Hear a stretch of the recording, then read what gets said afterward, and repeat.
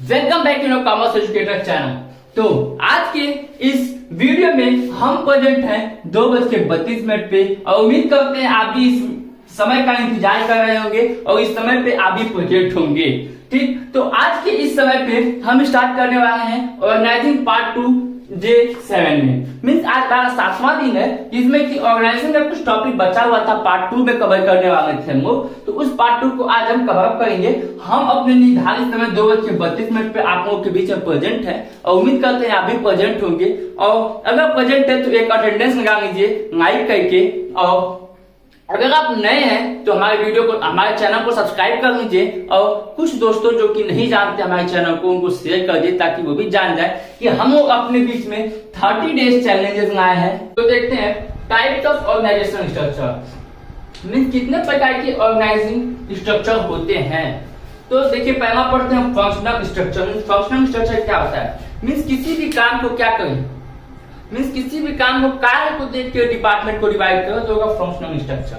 Means जैसे कि production कहीं हो रहा है तो प्रोडक्शन के अकॉर्डिंग मतलब लोगों को देख के मीन्स डिपार्टमेंट को डिवाइड कर रहा है। मीन्स जैसे प्रोडक्शन का काम है बहुत ज्यादा तो उसको एक साइड कर लिया, उसके बाद जितने बंदे हैं उसमें जो प्रोडक्शन वाला है जो कि मतलब प्रोडक्शन करना जानता है, उसके पास स्किल है, एबिलिटी है उसके पास उस प्रोडक्शन को करने की, तो उसको क्या कहेंगे, कर देंगे आप जाइए प्रोडक्शन डिपार्टमेंट में, आप चले जाइए सेल्स डिपार्टमेंट। तो ऐसे क्या करेंगे, मीन्स उनके काम को देख के और क्या करेंगे, डिपार्टमेंट डिवाइड कर देंगे। ठीक, मीन्स किसी भी कार्य को देख के डिपार्टमेंट को डिवाइड करना वो होता है फंक्शनल स्ट्रक्चर।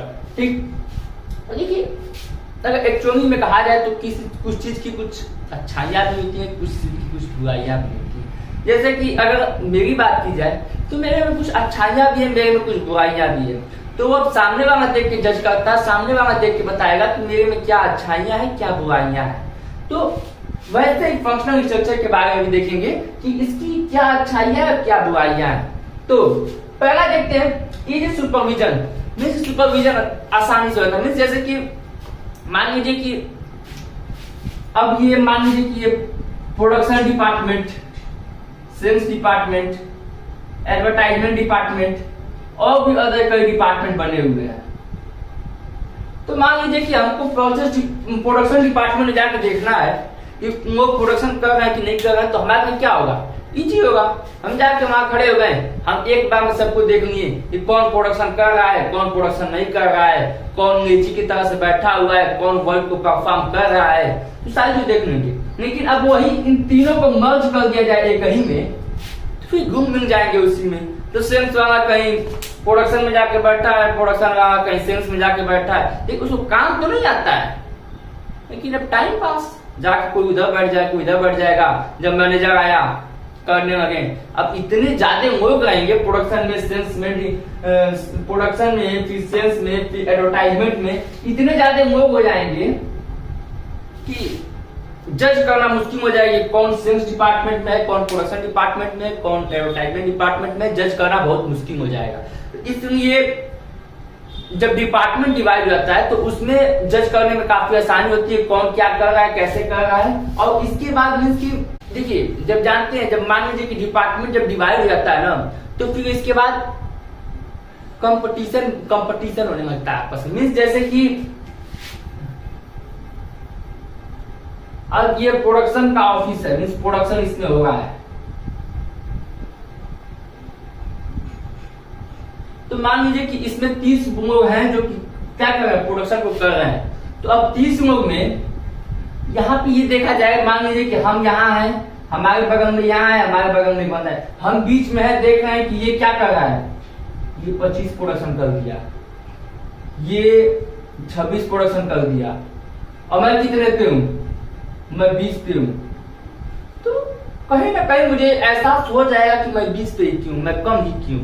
आप ऐसा देखिए, आप स्कूल में जाते हैं, आप स्कूल में बैठते हैं, दोस्तों के साथ बैठ के पढ़ते हैं, तो उसमें आपने एनालाइज किया होगा कि जब कोई दोस्त मान लीजिए कि मैं 5वां क्वेश्चन पे हूँ, मुझे क्वेश्चन नहीं आ रहा है, और वो दोस्त 8वां क्वेश्चन पे, उसको क्वेश्चन आते चला जाएगा, वो करते चला, तो कहीं ना कहीं अपने मन में ये होता है कि हमें यार नहीं आ रहा है, पता नहीं क्यों। हम उसको देख के लगता है कि मुझे भी अब पढ़ना चाहिए। तो मीन्स कहीं ना कहीं क्या हुआ है, हम उस डिपार्टमेंट में रह के उन लोगों के बीच में रह के अपने आप को कहीं ना कहीं तो इम्प्रूवमेंट कर रहे हैं, स्पेशलाइजेशन कर रहे हैं। ठीक, इसके बाद अब जब स्पेशलाइजेशन होगा तो already managerial of efficiency increase होगा। इसके बाद इफेक्टिव ट्रेनिंग मीन्स कि जब एक ही डिपार्टमेंट में वो काम करते रहेंगे तो ट्रेनिंग की काफी अच्छी मिलती रहेगी। मीन्स जैसे कि जब अगर आप रोज मैथ के क्वेश्चंस को सॉल्व करते हो तो आपकी कैपेसिटी बढ़ती चली जाती है। आपको क्वेश्चन सॉल्व करने का मतलब कहीं ना कहीं ट्रिक मिल जाता है, उसी में से आप क्वेश्चन को क्या करते हो, इफेक्टिव तरीके से तेजी से करने जाते हो। मीन्स कि क्या होता है, वो प्रैक्टिस है। एक चीज कही जाती है कि practice make a man perfect. तो वैसे ही जब लोग रोज एक ही काम करेंगे, रोज प्रोडक्शन को करेंगे, तो मीन्स कहीं ना कहीं वो अपने आप को क्या करेंगे, इंप्रूव कर रहे हैं। ठीक, और कुछ वहां पे क्या है, कुछ वहां पे डिपार्टमेंट में मतलब जैसे कि कुछ हमें वहां से भी सपोर्ट मिल जा रहा है। मीन जैसे कि अगर हम मैथ को रोज सॉल्व कर रहे हैं, मीन स्टार्टिंग में कुछ दिक्कतें आती हैं, क्वेश्चन नहीं सॉल्व होते तो उसके इसमें क्या करेंगे, दोस्त बगल में उससे थोड़ा सपोर्ट लेंगे, उससे थोड़ा सपोर्ट लेंगे, टीचर थोड़ा मीन्स की लोगों से सपोर्ट लेके और अपने आप क्या कर रहे हैं, इफेक्टिव बना रहे हैं। तो कहीं ना कहीं तो एक ही काम को अगर आप रोज करते हैं, चाहे किसी की मदद से चाहे अपने अकेले, तो कहीं ना कहीं तो आप में इफेक्टिवनेस आती है। उम्मीद करते हैं आपको एडवांटेज समझ में आया होगा। बढ़ते हैं हम डिसएडवांटेज की तरफ। लैक ऑफ फ्लेक्सिबिलिटी मीन जैसे कि जब डिपार्टमेंट हम डिवाइड कर दिए हैं तो मान लीजिए कि डिपार्टमेंट कई है, जैसे ये production department, sales department, advertisement department, ये तीन डिपार्टमेंट मैंने मान ली। तो मान लीजिए कि प्रोडक्शन डिपार्टमेंट में क्या हुआ, एक बंदा बीमार हो गया। ठीक, जब एक बंदा बीमार हो गया तो मान लीजिए कि प्रोडक्शन थोड़ा सा डाउन होगा ही। अब डाउन हो गया तो सेल्स डिपार्टमेंट में से अगर आप चाहेंगे कि उस बंदे को हायर करके आप सोचे कि प्रोडक्शन करा लिया जाए, उसकी उस बंदे की रिक्वायरमेंट को फुलफिल कर दिया जाए सेल्स डिपार्टमेंट में से एक बंदे को लेके, तो वो नहीं हो पाएगा। ठीक, तो मान लीजिए कि अब यहाँ प्रोडक्शन रुक गया तो सेल्स वाला क्या करेगा, ऐसा आराम से बैठेगा। मैनेजर क्या बोला कि भाई तुम क्यों नहीं सेल्स कर, मैं कहां सेल्स करूं, जब तक प्रोडक्शन नहीं होता तो सेल्स कहां से करूंगा। तो मीन्स की लैक ऑफ फ्लेक्सिबिलिटी रहती है। मीन जैसे कि अगर प्रोडक्शन डिपार्टमेंट बीमार पड़ गया तो प्रोडक्शन डिपार्टमेंट में रुक जाएगा, सेल्स डिपार्टमेंट यहाँ से यहाँ नहीं जा सकता प्रोडक्शन करने के लिए, और ये शांति से ऐसे आराम से क्या करेगा, बैठेगा। सेकंड है departmental goal become then the organisational goal. Means कि अब यहाँ पे क्या है कि अब प्रोडक्शन डिपार्टमेंट को ये नहीं मतलब है कि ऑर्गेनाइजेशनल गोल क्या है तो क्या चीज नहीं है। प्रोडक्शन डिपार्टमेंट को बस इतना मतलब है कि मुझे गुड्स को प्रोड्यूस करना है, अब उसके अलावा उसको कुछ नहीं पता। सेल्स डिपार्टमेंट को बस इतना पता है कि हमें सेल्स करना है, उसके बाद उसको कुछ नहीं पता। एडवर्टाइजमेंट डिपार्टमेंट को इतना पता है कि मुझे एडवर्टाइजमेंट करना है, उसके बाद उसको कुछ नहीं पता। मीन सबको अपना अपना चीजें पता है, उसके बाद ऑर्गेनाइजेशन के भाड़ में उससे नहीं मतलब। तो चीजें ये नहीं है, सबको चाहिए कि हमारा गोल क्या है, ऑर्गेनाइजेशन को ग्रोथ मिलने जाना। ठीक, लैक ऑफ अकाउंटेबिलिटी मीन जैसे कि प्रोडक्शन डिपार्टमेंट में क्या हो, प्रोडक्शन डिपार्टमेंट में गुड्स प्रोड्यूस किया, एडवर्टाइजमेंट मैनेजर ने क्या किया, एडवर्टाइज किया प्रोडक्ट का, सेल्स ने क्या किया, सेल्स किया।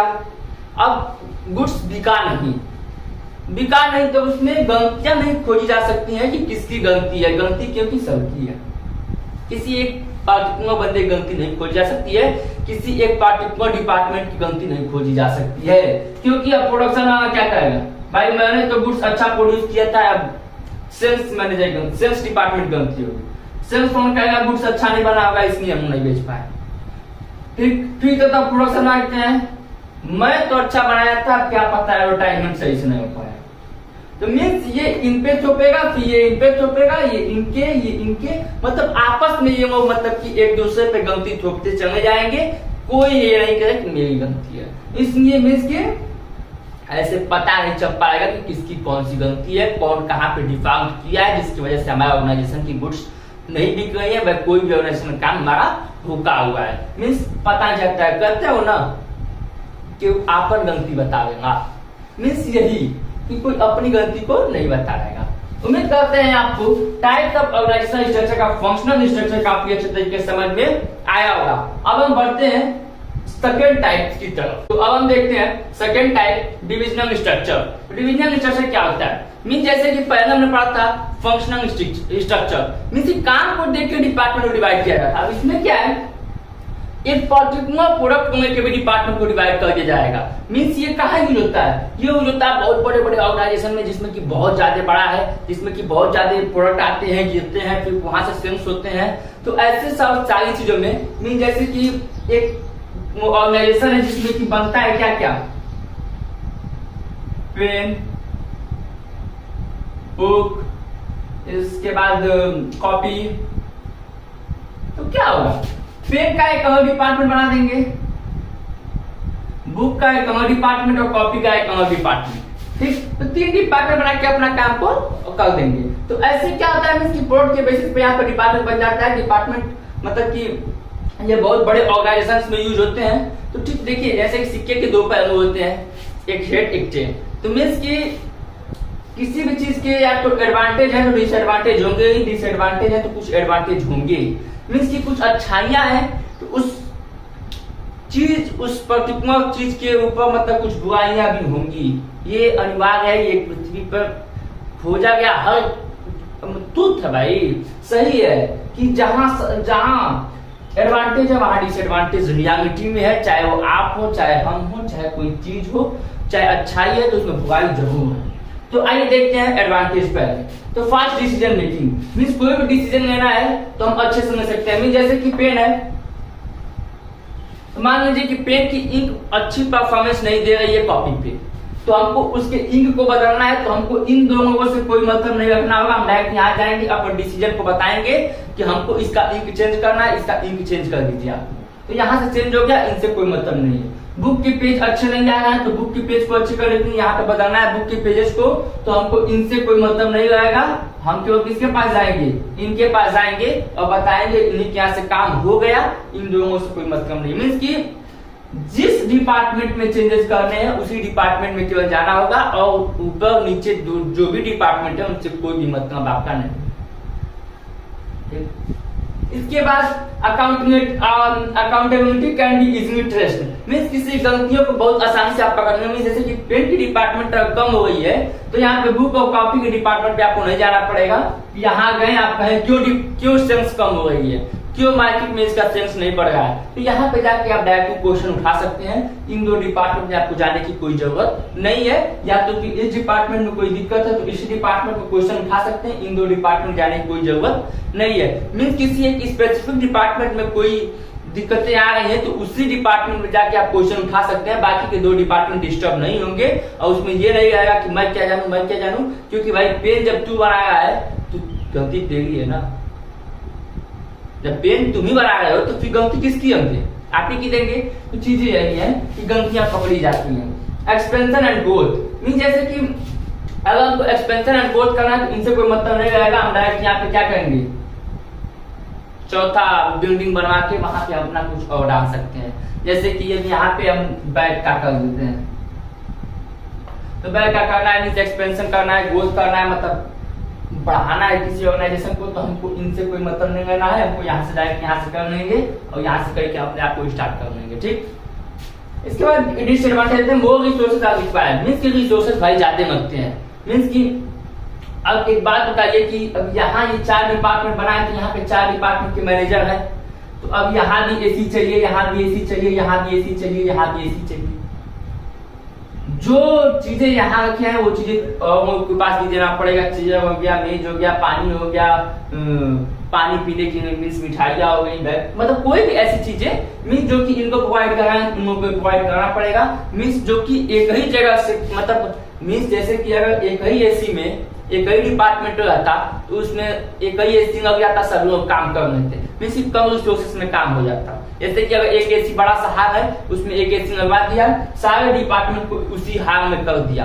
कोई बैग बना रहा है, कोई पेन बना रहा है, कोई बुक बना रहा है, कोई कॉपी बना रहा है, तो ये कई एसी में सबका काम हो गया, तो रिसोर्सेज कम लगा। लेकिन जब अलग डिपार्टमेंट बांटे हैं तो रिसोर्सेज ज्यादा लगते हैं। इंडिविजुअल प्रोडक्ट फोकस मीन्स की इंडिविजुअल प्रोडक्ट फोकस मीन्स की ये चारों डिपार्टमेंट आपने डिवाइड कर दिया तो ये क्या करते हैं, ये अपने अपने प्रोडक्ट पे फोकस कर लेते हैं वो। लेकिन जो कि है तो ये चारों लोग किसके, एक ही डिपार्टमेंट के, ये क्या करते हैं अपने मतलब रखते हैं। मीन जैसे कि मैं बैग बना रहा हूँ तो मैं बैग का जान रहा हूँ कि बैग कैसा बना है, क्या होगा, मुझे उनसे क्या मतलब, मुझे उनसे नहीं मतलब हो, चाहे उनकी सेल्स हो ना हो, उनकी ग्रोथ हो ना हो, उससे हमको मतलब नहीं, मेरा बैग का हुआ बस बात खत्म।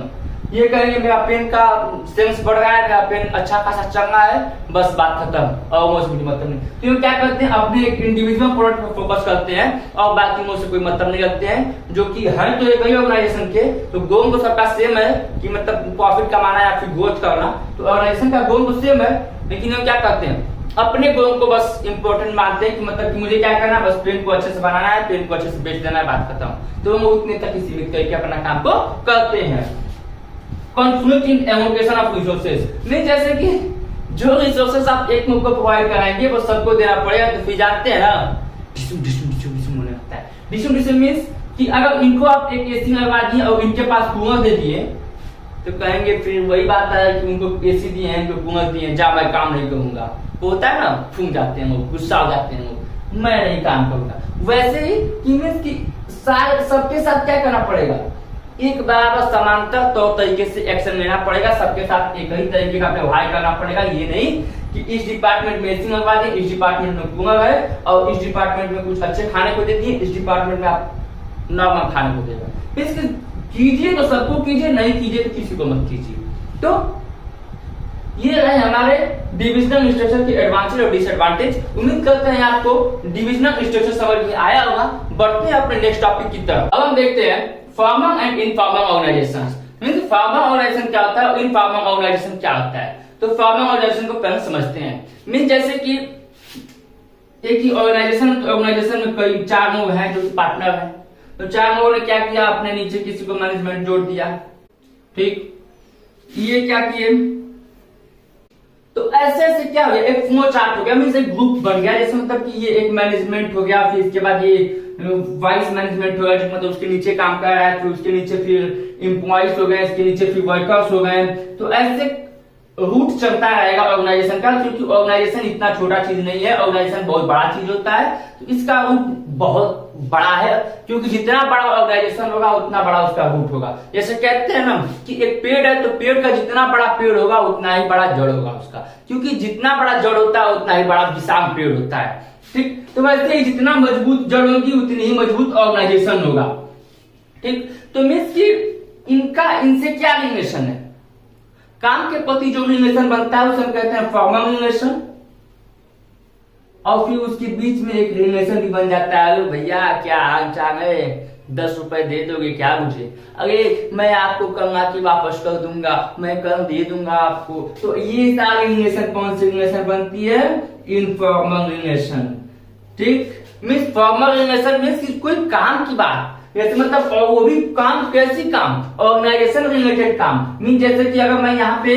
गुड्स को प्रोड्यूस कर रहा हूँ, तो गुड्स को प्रोड्यूस करते समय कोई भी रिक्वायरमेंट आएगी, कोई भी दिक्कत आएगी, कोई भी जरूरतें रहेगी, तो हम इनसे कहेंगे, तो वो हो गया फॉर्मल, ठीक। और मान लीजिए कि मेरा जो काम का समय है वो 7 बजे से लेकर रात को 7 AM से 7 PM तक है। उसके बाद के जो संबंध बन रहे हैं, मीन 7 PM के बाद से 7 AM के बीच के जो संबंध है, मीन जैसे कि भैया 10 रुपए की बात है तो आ जाइए मेरे घर पार्टी होगा, ये सारी चीज क्या होगी, इनफॉर्मल वे में आएंगी। मीन्स की जैसे एक लेटर लिखते हो, तो फॉर्मल लेटर किसको लिखते हो, प्रिंसिपल हो गया, कोई मतलब बहुत बड़े लोग हो गए जो कि फंडिंग नहीं करते, तो उनको फॉर्मल लेटर लिखा जाता है। और इनफॉर्मल लेटर किसको लिखा जाता है, मीन जैसे कि दोस्त हो गया, कोई मतलब अपने आस घर के लोग कोई हो गए, तो उनको इनफॉर्मल वे में लिख दिया जाता है। तो वही केस इसमें भी आता है, ऑर्गेनाइजेशंस में भी, कि इनसे कोई बात करें तो ऑर्गेनाइजेशन रिलेटेड बात होगा तो फॉर्मल होगा, और जो जब मान लीजिए कि वही आपस में कुछ इधर उधर की बात होगी तो वो इनफॉर्मल होगा। तो आइए देखते हैं। देखिए मैंने आपको बताया ना कि कुछ चीज के एडवांटेज होते हैं तो कुछ चीज के डिसएडवांटेज भी होते हैं। मीन्स अगर फॉर्मल की अच्छाई है तो कुछ फॉर्मल ऑर्गेनाइजेशन की कुछ बुराई भी होंगे, इनफॉर्मल के भी कुछ अच्छाई है तो कुछ बुराई होंगे। तो आइए पहले फॉर्मल ऑर्गेनाइजेशन के कुछ एडवांटेज और डिसएडवांटेज को देखते हैं, फिर नेक्स्ट देखेंगे इनफॉर्मल को। तो एडवांटेज और डिसएडवांटेज देखते हैं फॉर्मल ऑर्गेनाइजेशन के। एडवांटेज में पहला देखते हैं सिस्टमेटिक वर्किंग। मीन्स मैंने आपको पहले ही बताया कि पूरा सिस्टमेटिक वे में काम होगा, क्योंकि जब हमको पता है कि मेरा मैनेजर ये है, फिर इसके बाद मेरे नीचे ये मतलब ये लोग हैं जो कि वाइस मैनेजर है, फिर इसके बाद ये मेरा एम्प्लॉय है, फिर इसके बाद ये मैं लेबर हूँ। तो यहाँ पे जब मुझे डिफाइन है कि कौन लोग कहाँ पे कैसे कैसे हैं, तो फिर एक डर तो बना रहेगा ना कि मैं अगर काम नहीं करूंगा तो मेरे ऊपर वाला घूमेगा, और मेरे ऊपर वाला ये काम अच्छा से नहीं कर रहा है तो इसके ऊपर वाला घूमेगा, और ये काम को अच्छे से परफॉर्म नहीं कर रहा है, देख रेख नहीं कर रहा है, जो इसको काम देना वो नहीं कर रहा है तो उसके ऊपर वाला मीन्स किसी के ना किसी के सबके ऊपर इफेक्ट पड़ा है। मीन्स सब लोग क्या कहेंगे, प्रेशर से ही सही लेकिन अच्छे से काम करेंगे, मीन्स सिस्टमेटिक वर्किंग होगा। Achievement of organisation goal means क्या होगा, इसमें जब लोग अपने अच्छे से काम पूरा करेंगे तो क्या होगा, ऑर्गेनाइजेशन का जो भी गोल होगा वो अचीव हो जाएगा। ठीक, तो ऑर्गेनाइजेशन के गोल को अचीव करने में काफी मदद करेगा ये फॉर्म ऑफ ऑर्गेनाइजेशन। इसका नो ओवरलैपिंग ऑफ वर्क, जैसे कि जब हमको पता है कि मुझे ये काम करना है, उनको पता है कि ये काम करना है, तो फिर ओवरलैपिंग कहाँ से काम में आएगा। मीन सब कोई आएगा तो ये तो नहीं कहेगा ना कि मैं जो काम कर रहा हूँ नहीं मैं ये काम करूंगा, कोई आए तो कहा मैं कर रहा हूँ ये काम तो नहीं मैं यही काम करूंगा, तो ऐसा नहीं होगा क्योंकि सबको अपना अपना काम पता है कि मुझे क्या करना है कैसे करना है, तो सब लोग आएंगे अपना अपना काम करना स्टार्ट हो जाएंगे। More and effective coordination means की तालमेल बैठा रहेगा, क्योंकि जब सबको अपना आपस में पता है कि हमको क्या चीज कैसे करना है तो फिर तालमेल क्यों नहीं बैठेगा भाई, झगड़ा कहाँ होगा। हमको पता नहीं है कि मुझे काम क्या करना है, तुम आया तो काम नहीं मैं ये काम करूंगा, मैं भी आया काम मैं यही काम, चार लोग मिलकर कहे मैं यही काम करूंगा, तो फिर वहां पे क्या होगा, झगड़ा होगा। तो उस केस में थोड़ा सा तालमेल नहीं बैठेगा। लेकिन जब पता है कि मुझे काम करना है तो वो आएगा अपने काम में, क्या मैं आया अपने काम में, तो सभी अपने अपने काम में लगे हुए हैं, तो किसी को किसी से कोई मतलब भी नहीं है, जिससे क्या होगा कोऑर्डिनेशन तालमेल नहीं बैठ पाएगा। ठीक, अब देखते हैं कुछ disadvantage. Delay in action means की एक्शन लेने में बहुत धीमी गति से एक्शन ली जाती है, कभी कभी एक्शन नहीं ली जाती है। जैसे कि ये एक मान लीजिए कि लेबर है जो कि काम कर रहा है, तो मीन्स लेबर है जो कि काम कर रहा है, जैसे ऑर्गेनाइजेशन का एक प्रोडक्शन डिपार्टमेंट प्रोडक्शन का एक मतलब बंदा है जो गुड्स को प्रोड्यूस कर रहा है। मान लीजिए एक बुक को प्रोड्यूस कर रहा है, तो सोचा कि बुक का फ्रंट पेज अगर ऐसा नहीं ऐसा होता तो काफी अच्छा होता। ये इनसे बोला, ये चाहे मतलब भूल गए, चाहे फिर कहते हैं ना कि या तो फिर भूल गए या तो फिर इनको अच्छा नहीं लगा, भाई किसी का ये क्या की यहीं से इसको रिटर्न कर दिए, यहाँ तक नहीं पहुंचा, काम खत्म हो गया, वो वहीं का वहीं नहीं, तो फिर ये क्या कि यहाँ तक पहुंचा दे, ये बंदा भूल गया, दिमाग से उतर गया, या तो फिर किसी कारणवश ये यहाँ तक नहीं पहुंचा, यहीं से रिटर्न कर दिया, यहाँ काम रुक गया, फिर यहाँ पहुंचा तो अच्छा लगा, तो फिर इसके बाद ये इसको कहेंगे ठीक है इनसे कर दो, ये इनसे कहेंगे ये घूम गए, फिर काम हो गया, पास तो हो गया, ऊपर वाला तो कह दिया, मैनेजमेंट जो मैनेजर है वो तो कह दिया कि हाँ कर लीजिए, लेकिन ये नहीं बोला, ये बोला तो फिर ये नहीं बोला, मीन्स कहीं ना कहीं काम हो जाता है, और होता भी है तो बहुत धीमी गति से होता है, क्योंकि जब इतने स्टेप करने रहेंगे, जब इतनी स्टेप करके इसके बाद किसी मतलब एक्शन को लेना रहेगा तो कोई भी नहीं लेना चाहेगा, क्योंकि अब कौन पूछने जाएगा, कौन पूछेगा कि भैया ये है कि नहीं, अब भी पता नहीं कि हो पाएगा, तो ऐसे सारे केस नहीं। इग्नोर सोशल नीड्स, भैया क्या मैं मरता हूँ, मैं खेल नहीं सकता हूँ, मैं किसी से बातें नहीं कर सकता हूँ, मैं क्या कुछ आसपास की चीजों को नहीं देख सकता हूँ, ऐसी चीजें होती है। क्या करना होता है, इग्नोर करना होता है सोशल नीड्स को, सामाजिक चीजों को इग्नोर करके बस काम पे ध्यान देना होता है। इसमें emphasis on the work only means केवल काम पे ध्यान देना होता है, ये नहीं कि आप इधर उधर की चीजों को देखेंगे भाई इधर काम करेंगे, बस एम्फेसिस ऑन द मतलब पहला प्रायोरिटी यहाँ पे दिया था कि बस आपको काम की बातों करना है, काम की चीजें देखनी है, मतलब कि बस ओनली बस काम को फोकस करके काम की चीजों करना है। उम्मीद करते हैं कि एडवांटेज डिसएडवांटेज फॉर्मल ऑर्गेनाइजेशन समझ में आए होंगे। अब हम बढ़ते हैं इनफॉर्मल ऑर्गेनाइजेशन की तरफ और देखेंगे उसकी एडवांटेज और डिसएडवांटेज। अब हम देखते हैं second informal organisation. Informal organisation मैंने आपको बता ही दिया कि भाई दोस्ती आ गई सब, तो इसका एडवांटेज देख लेते हैं और डिसएडवांटेज देख लेते हैं कि क्या इसकी अच्छाइयां है क्या इसकी बुराइयां हैं। इसमें क्या होता है, फर्स्ट कम्युनिकेशन होता है, मीन जल्दी वार्तालाप हो जाता है। मीन जैसे कि जब ऑर्गेनाइजेशन का मैनेजर जब आपका दोस्त रहेगा तो उससे क्या होगा, बहुत जल्दी आप बात करोगे। मीन जैसे कि जैसे ऑर्गेनाइजेशन का पीरियड खत्म हुआ, मीन जैसे ही काम करने का समय खत्म, बाहर निकले और साहब क्या हाल चाल है, साहब से बात करते चले गए, कोई दिक्कत आई कोई परेशानी आई, कोई भी आपको बात करनी है, कोई भी सुझाव देना है, आप बाहर दे दिए, इसके बाद उनकी मर्जी, वो कर रहे हैं तो कर रहे हैं, नहीं कर रहे हैं तो नहीं कर रहे हैं, लेकिन अपनी बात तो आप उन तक पहुंचा दिए ना। तो मीन फर्स्ट कम्युनिकेशन होता है। फुलफिल सोशल नीड्स मीन सामाजिक जो भी नीड्स होते हैं, सामाजिक जो भी जरूरतें होती है वो सारी पूरी होती है, दोस्ती आगे बनती रहती है, आपको कुछ करना है तो थोड़ा वो भी कर सकते हैं, इसमें उतना प्रेशर नहीं होता है।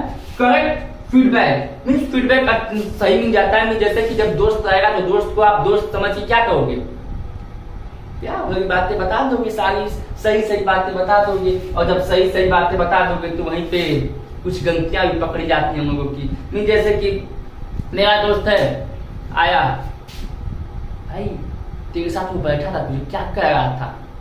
अब तुम झूठ तो बोलोगे, चलो ठीक है बता देता हूँ, अपना दोस्त है, खास है भाई, बताए। अब मैंने बताने को बता दिया, उसके विषय में डायरेक्ट जाके पूछ लिया, डिसुम हो गया। तो मतलब ऐसे कुछ कंस्ट्रक्टिव फीडबैक, मतलब कि वो मैनेजर के पास तो आता है, सही सही फीडबैक नहीं जाते हैं, लेकिन कुछ डिसएडवांटेज में मतलब स्पीड रिवर्स ये भी फैल जाता है। जैसे कि एक बात जानती हो, ये ऐसे कहा है तुम्हारे पास, हो गया। अब वो कहा चाहे ना कहा, ये डिपेंड नहीं करता, ये मैटर नहीं करता, बस चीजें ये है कि अफवाह फैल गई। तो ये चीजें होती है, अफवाह बहुत तेज फैलती है उसमें। इसके बाद नो सिस्टमेटिक वर्किंग, इस काम करने का कोई सिस्टम नहीं होता, कोई वर्किंग नहीं, क्योंकि जब मैनेजर अपना दोस्त है तो फिर जब मन तब काम करो, जैसे मन वैसे काम करो, ठीक। फिर मेरे ब्रिंगिंग नेगेटिव स्किन मीन्स क्या होता है कि क्या होता है, मतलब इससे क्या होता है, नेगेटिव स्किन आते हैं, जैसे कि पॉजिटिव स्किन नहीं आते हैं, क्योंकि कोई भी तरह किसी तरह का प्रेशर नहीं होता है, जैसे मन वैसे काम करते हैं। तो क्या होगा, काम अच्छे से परफॉर्म नहीं हो पाएगा, क्योंकि जब दोस्त मैनेजर अपना दोस्त रहेगा, कुछ बिगड़ा भाई, थोड़ा सा मैनेज करना है, काम बिगड़ गया तो हो जाता है वो। और उस तरह अगर दोस्त नहीं रहा तो डर आता है कि वो निकाल देगा मुझे ऑर्गेनाइजेशन से, तो इसलिए अच्छा परफॉर्मेंस करते हैं, पॉजिटिव स्किन दिखाते हैं वहाँ पे, और अच्छे से काम करके उसको परफॉर्मेंस दिखाते हैं ताकि वो रखा रहता है। Give more emphasis to individual interest means जब अगर आप इंडिविजुअल मतलब अपनी इंटरेस्ट दिखाते रहोगे, दोस्ती यारी निभाते रहोगे, तो फिर ऑर्गेनाइजेशन कैसे चल पाएगा, नहीं चल पाएगा। इसलिए अपनी दोस्ती यारी को थोड़ा सा कम करो, और ऑर्गेनाइजेशन के हिसाब से एक मैनेजर होने के नाते उस अकॉर्डिंग ट्रीट करो।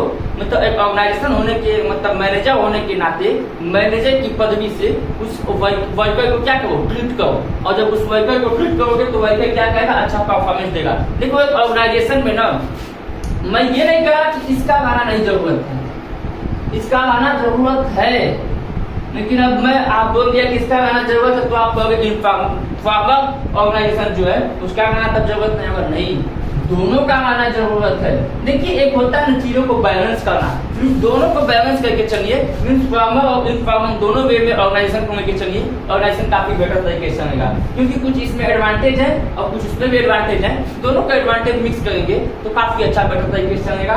और भाई जब एडवांटेज है तो डिसएडवांटेज होगा ही, तो कोई बात नहीं, डिसएडवांटेज है कि ज्यादा डिसएडवांटेज नहीं करना चाहिए, जैसे कि अब वो सिस्टमेटिक तरीके से काम नहीं करेगा, नेगेटिव स्किन परफॉर्म करेगा, और इसके बाद दोस्ती आगे निभाते रह जाओगे, अफवाह फैलेगी, उसमें झगड़ा होगा, उसमें कोऑर्डिनेशन बना के नहीं रह पाएंगे कभी, ये सारी चीजें हैं। ठीक, उम्मीद करते हैं आपको ये टॉपिक अच्छे से समझ में आया होगा।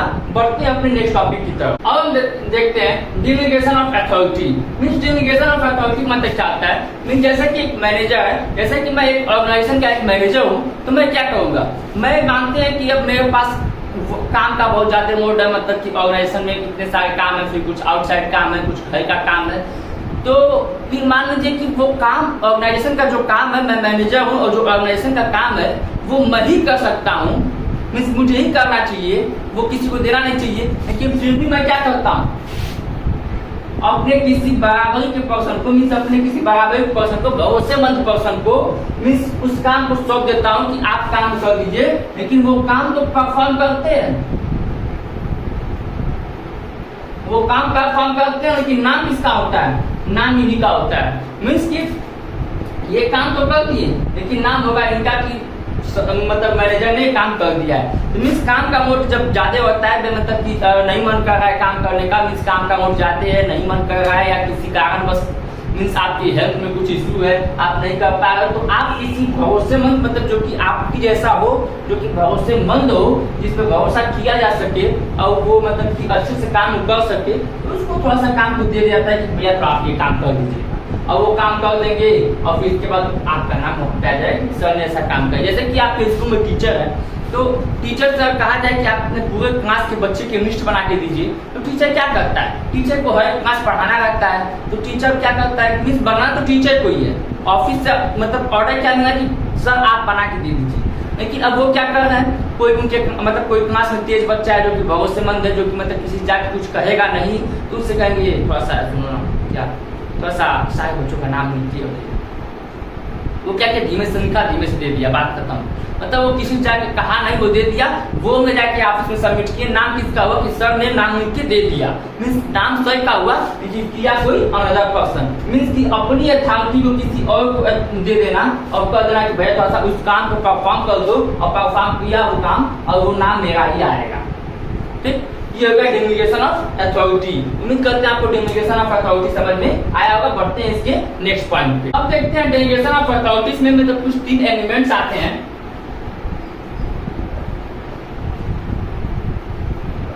पहला है रिस्पॉन्सिबिलिटी।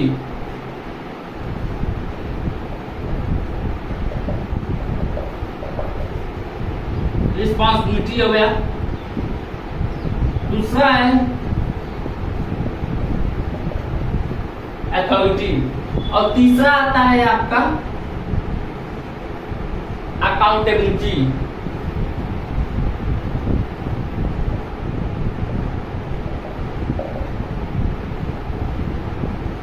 मीन्स रिस्पॉन्सिबिलिटी हो गया, अथॉरिटी हो गया, रिस्पॉन्सिबिलिटी हो गया। तो उसी एक एग्जांपल से आपको समझाता हूँ इसको। मीन्स जैसे कि एक टीचर ने क्या किया, वो वहाँ के सारे स्टूडेंट का नेम लिख दो, और उसके साथ साथ कह दिया कि आप उनका डेट ऑफ बर्थ भी लिख देना।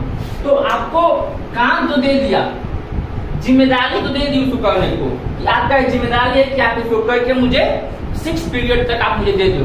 तो एक जिम्मेदारी दे दिया, लेकिन अथॉरिटी नहीं दिया, ताकत नहीं दिया, तो क्या वो सारे बच्चे पूछने जाएगा, सारे बच्चे पूछेगा जाके मैंने बताऊंगा, मैंने बताऊंगा, मैंने बताऊंगा, तो सारे बच्चे करने लगेंगे। इसलिए अगर उसको अथॉरिटी दे देंगे, उसको ताकत थोड़ी सी दे देंगे, उसको थोड़ा मतलब ताकत दे देंगे, तुम किसी से भी कुछ भी पूछ सकते हो, कोई मना नहीं करेगा, कोई मना करेगा तो माना, मैं उसको समझाऊंगा। मीन्स कि थोड़ी सी अथॉरिटी भी चाहिए जिससे कि वो क्या करे, अपने काम को अच्छे से कर सके। ठीक, अकाउंटेबिलिटी मीन्स कि अगर कोई काम में गलती हो गई तो पकड़ा एक नहीं, पकड़ा दोनों जाएंगे। ये नहीं कि अब मान लीजिए कि अब ये काम को कर रहा है, ऐसा नहीं हो सकता कि बस इसी को पकड़ा जाए और मैनेजर क्या हो बच जाए। मैनेजर भी पकड़ा जाएगा, मीन्स टीचर भी पकड़ा जाएगा, क्योंकि टीचर के ऊपर कौन है, प्रिंसिपल। अब प्रिंसिपल जब ये काम को करवा के नहीं गए तो प्रिंसिपल क्या जाना कि टीचर ने काम किया है, तो टीचर को शाबाशी तो दे दिए, लेकिन उसमें किसी बच्चे का नाम नहीं रहा, किसी बच्चे का डेट ऑफ बर्थ छूट गया, तो ये उसमें क्या होंगे, डांटे जाएंगे। जब ये डांटे जाएंगे तो फिर ये आएंगे किसके पास, उस एक स्पेसिफिक स्टूडेंट के पास आएंगे जिससे वो क्या कहते हैं, कहे थे उस नाम को, डेट ऑफ बर्थ लिखने को, अब ये इसको डांटेंगे। मीन्स गलती किसी एक की नहीं, गलती दोनों की मानी जाएगी, क्योंकि काम ये काम इनको मिला था करने को, ये इनको थे करने को। ठीक, तो इसलिए प्रिंसिपल तो इनको डांटेगा और टीचर क्या करेंगे, इनको डांटेंगे। मीन्स कि दोनों को डांट सुनेंगे बीच में। तो ये होता है डेलीगेशन ऑफ अथॉरिटी का 3 एलिमेंट्स होते हैं। मीन्स की रिस्पॉन्सिबिलिटी भी चाहिए, अथॉरिटी भी चाहिए, अकाउंटेबिलिटी भी होता है। ठीक, उम्मीद करते हैं आपको ये समझ में आया होगा। बढ़ते हैं अपने नेक्स्ट टॉपिक की तरफ। अब हम देखते हैं importance of delegation of authority, means क्या जरूरत है इसकी, किसी भी ऑर्गेनाइजेशन में डेलीगेशन ऑफ अथॉरिटी क्या जरूरत है। इफेक्टिव मैनेजमेंट मीन्स जो मैनेजमेंट होगा वो क्या करेगा, उसका काम अच्छे तरीके से हो जाएगा, क्योंकि क्या करेगा, एम्प्लॉई जब उसको काम करेगा तो मीन्स जैसे कि मतलब अगर मैनेजर किसी काम करता है तो मैनेजर के पास इतना वर्कलोड है कि उतनी इफेक्टिव तरीके से उस काम को परफॉर्म नहीं कर पाएगा। इसलिए अगर कोई एम्प्लॉय करता है तो एम्प्लॉय के पास समय रहेगा भाई, तो इफेक्टिव तरीके से काम कर पाएगा, तो इसलिए मैनेजमेंट का जो काम होगा वो क्या होगा, इफेक्टिव तरीके से हो पाएगा। इसके बाद एम्प्लॉय डेवलपमेंट मीन जब वो मैनेजर काम करेगा तो उसका डेवलपमेंट भी तो होगा। मीन जब कोई मीन्स अगर मैं पढ़ रहा हूँ और पढ़ने के साथ साथ अगर आपको पढ़ा रहा हूँ तो उसके साथ में क्या हुआ है, मैं पढ़ भी रहा हूँ और मेरा डेवलपमेंट भी हो रहा है, मैं ये भी जान रहा हूँ मुझे कैसे पढ़ाना है किसी को, मीन्स की डेवलपमेंट मेरा हो रहा है। इसके बाद create a future manager, means जब वो मैनेजर की हर एक काम को करने लगेगा और जब वो अच्छी तरीके से हर एक मैनेजर काम को जान जाएगा तो फिर कभी भी वो भी मैनेजर बन सकता है। क्यों? क्योंकि वो सारी चीजें जान रहा है कि मैनेजर का क्या क्या काम होता है, कैसे कैसे उस काम को किया जाता है। ठीक, इसका पर्सनैलिटी ऑर्गेनाइजेशनल गोल मीन जैसे कि मैनेजर का जब वर्क मोड कम हो जाएगा तो उसकी सोचने की क्षमता ज्यादा हो जाएगी, तो फिर वो क्या करेगा, अपने ग्रोथ पे काम करेगा, ऑर्गेनाइजेशन के ग्रोथ पे काम करेगा। तो ऑब्वियस बात है कि जब ऑर्गेनाइजेशन के ग्रोथ पर काम किया जाएगा तो ऑर्गेनाइजेशन ग्रोथ होगा ही।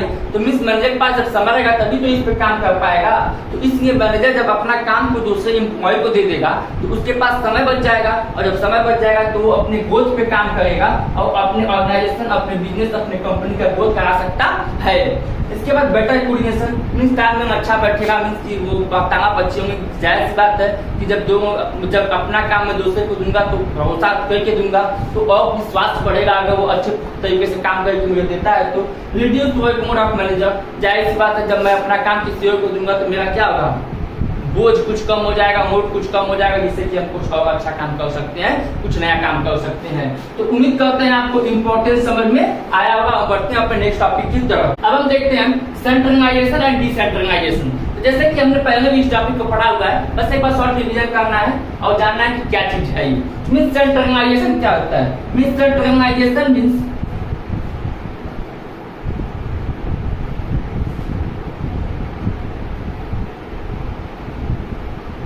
Power in few hand.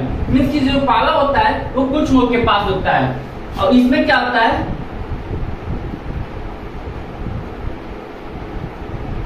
Power in every hand. सबके हाथ में पावर होता है, मतलब प्रत्येक आदमी के हाथ में क्या होता है, पावर होता है। Power in every hand means हर एक हाथ में पावर होता है। और इसमें क्या होता है, power in few hand means कुछ लोगों के पास क्या होता है, पावर होता है। अब एक मैंने पढ़ा था डेलीगेशन ऑफ अथॉरिटी और डिसेंट्रलाइजेशन। तो एक बात जानिए, डेलीगेशन और डिसेंट्रलाइजेशन में अंतर क्या चीज है। तो डेलीगेशन और डिसेंट्रलाइजेशन में अंतर बस ये था कि डेलीगेशन क्या होता था,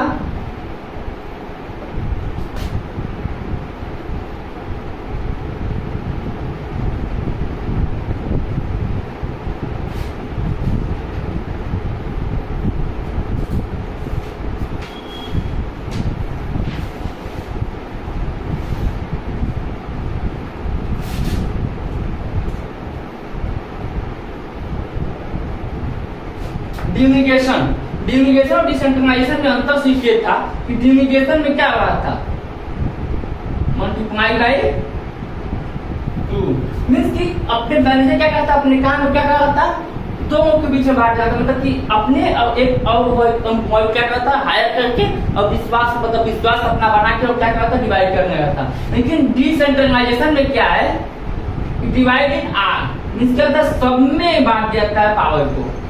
उसमें डिसेंट्रलाइजेशन में पावर किसी एक बंदे को या 2 बंदे को दिया जाता था, और इसमें पावर सबको दे दिया जा रहा है।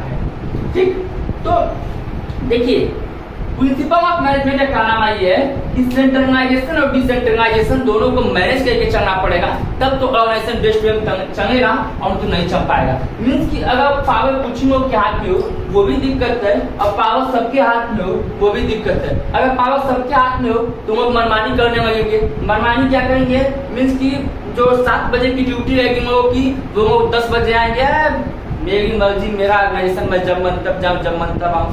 तो ये चीजें होने लगती है। और उसमें क्या power in few hand means कि अगर लोगों को 1 घंटे की छुट्टी चाहिए तो फिर क्या करेंगे, मैनेजर के पास चले जाएंगे, मैनेजर मुझे क्या है, मुझे 1 घंटा पहले छुट्टी चाहिए। क्यों? क्योंकि मेरे घर में किसी की तबीयत खराब है। ठीक है भाई जाओ। तब दूसरा एम्प्लॉय पहुंचा, मैनेजर मुझे पानी चाहिए, मुझे खाना चाहिए, मुझे मतलब कुछ भी चाहिए, मतलब कि क्यों? क्योंकि पावर उनके हाथ में नहीं है। क्यों? जिसके हाथ में पावर रहेगा उसी के हाथ में बार दौड़ के जाएंगे। तो मैनेजर के पास एक ही काम तो नहीं है, मैनेजर के पास भी कई काम है ऑर्गेनाइजेशन को लेकर। और ठीक है, कोई काम नहीं भी है तो भी ऑर्गेनाइजेशन के अंदर इतने मतलब लोग रहते हैं काम करने के लिए कि अब उतने लोग पहुंचो, मैनेजर खुद परेशान हो जाएगा, सोचेगा कि मैं किसको आज छुट्टी दिया था, किसको नहीं दिया था, किसको क्या कहा था, किसको क्या नहीं कहा था, खुद परेशान हो जाएगा। इसलिए पावर बांटना चाहिए कि कुछ लोग के हाथ में बांटना चाहिए, ये नहीं कि सबके हाथ में। मींस कि अब कुछ लोग फ्री हैंड मींस ये नहीं कि अब बस 1-2 के हाथ में दे दिया बस हो गया, और ये नहीं कि सबके हाथ में दे दिया, वो भी दिक्कत है। मींस दोनों को मैनेज करके और पावर को डिवाइड किया जाता है। उम्मीद करते हैं आपको सेंट्रलाइजेशन और डिसेंट्रलाइजेशन समझ में आया होगा। और दोस्तों मैं आज बहुत खुश हूँ क्योंकि इसी के साथ मेरा ऑर्गेनाइजेशन चैप्टर होता है कंप्लीट, और डे 7 भी होता है मेरा कंप्लीट। ठीक, तो अगर आपको वीडियो अच्छी लगी हो तो वीडियो को लाइक करना, वीडियो को सब्सक्राइब कर देना और ज्यादा से ज्यादा लोगों में शेयर कर देना। देखिए दोस्त, चीजें ये नहीं है कि मैं वीडियो बनाता हूँ, चीजें ये है कि 2:32 प्रेजेंट होना काफी मुश्किल काम है। ये आप समझ सकते हो कि 2:32 मीन्स इसी टाइमिंग पे प्रेजेंट होना ना काफी डिफिकल्ट लगता है, क्योंकि थोड़ा सा मीन्स कि आप खुद सोचो ना कि सोचते हो 4 बजे उठने को, उठते कै बजे हो? 6 बजे। टाइमिंग थोड़ा सा अरेंज हो जाती है, लेकिन अब मैं कैसे कैसे अरेंज करके अपने टाइमिंग को कैसे कैसे करके 2:32 पे आप लोगों के बीच में प्रेजेंट होता हूँ। और उम्मीद करता हूँ कि आपको भी 2:32 पे हमारे वीडियो को देखने के लिए प्रेजेंट हो गए होगा। तो आपको दिन से शुक्रिया था कि आप हमारे वीडियो को देखने के लिए 2:32 पे आते हो। और जो लेट देख रहे हैं कोई बात नहीं भाई, वीडियो को एक लाइक कर देना और कमेंट में बताना कि कैसा लगा आपको वीडियो। अगर वीडियो अच्छा लगा हो तो एक कमेंट में जरूर लिखना कि बेस्ट वीडियो, या फिर कुछ भी एक कमेंट कर देना जरूर, क्योंकि कमेंट से हमको मोटिवेशन मिलता है और हम और अच्छे परफॉर्मेंस दिखा के वीडियो को बना पाते हैं। इसी के साथ करते हैं आज सेशन की समाप्ति। मिलते हैं डे 8 में, यही टाइमिंग रहेगा 2:32 पे। तो आइए प्रेजेंट रहिए 2:32 पे और अटेंडेंस को अपने लगाइए हाई करके। Thank you.